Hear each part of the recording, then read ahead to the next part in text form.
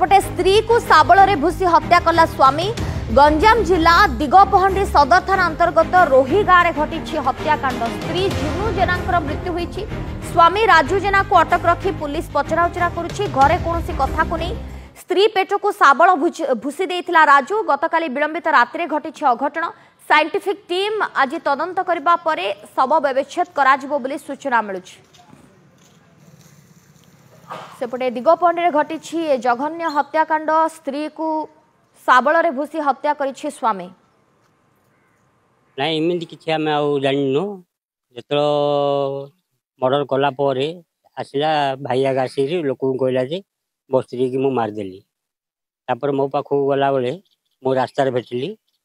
भेटले मु पचाली कौन है किस ना मुझे शाबल मारिकी शाबल द्वारा भाउज को मार दीजिए। इस संपर्क में अधिक सूचना पाई लाइव रे आम सहित घटनास्थल जोड़ी होती रिपोर्टर कालूचरण नाहक अच्छा। कालूचरण कौन कारण थिला कहीं स्वामी जनक उत्त्यक्त होई स्त्री को हत्या करिसेंती किछि कारण जना पड़िलानी कि ए बाबद रे तांकर आखपाख पड़ोसी कथा कुंतु परिवार लोके कौन कहउछंती तदंत वर्तमान केमती चली कालू। देखो सोनाली जो भाव गंजाम जिला सदर थाना अंतर्गत रोही गाँव में जो ममता जो हत्या कर निज धर्मपत्नी को स्वामी शाबल भूसिकी हत्या कर हत्या निज जो पत्नी रही झुनू जेना रही झुनू जेना मृत्यु होती।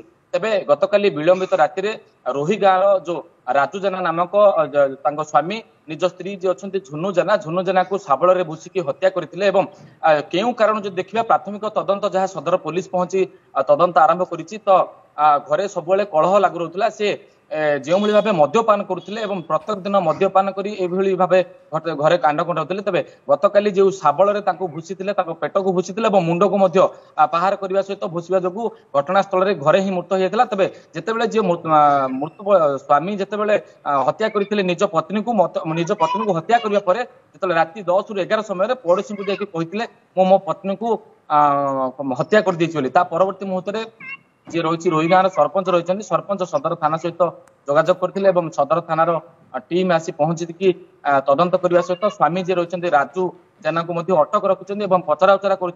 तेबे गाँव में भाव जो अभावन घटना देखा मिली साई पड़िशा धरी संपर्क मैंने लगी रही बर्तमान पर्यंत घरे ताला पका घरे जो झुनू जेना शव रही परवर्ती मुहूर्त में ब्रह्मपुर साइंटिफिक टीम और संधानी कुकुर पहुंचे रोही गाँव में तदंत आरंभ करेंगे क्यों भाव से जो शाबल हत्या कर शाबलटी कौटी अच्छी और हत्यार कारण स्पष्ट करेंगे। परवर्ती मुहूर्त में ब्रह्मपुर बड़ मेडिकल एफएमटी को लेकिन शव को व्यवच्छेद कर व्यवच्छेद गला घरे देवे। जो देखा सदर थाना को जो झुनू जेना रही झुनू जेना परिवार एवं जो राजू जेना रही राजू जेना परिवार उभय पक्षर थाना एतला देते सूचना रही रोही गाँव में वर्तमान पर्यंत पुलिस रही। सोनाली बहुत बहुत धन्यवाद कालूचरण आपन सूचना पाई। कालूचरण नाहक आम सहित जोड़ी होते अधिक सूचना देउथिले।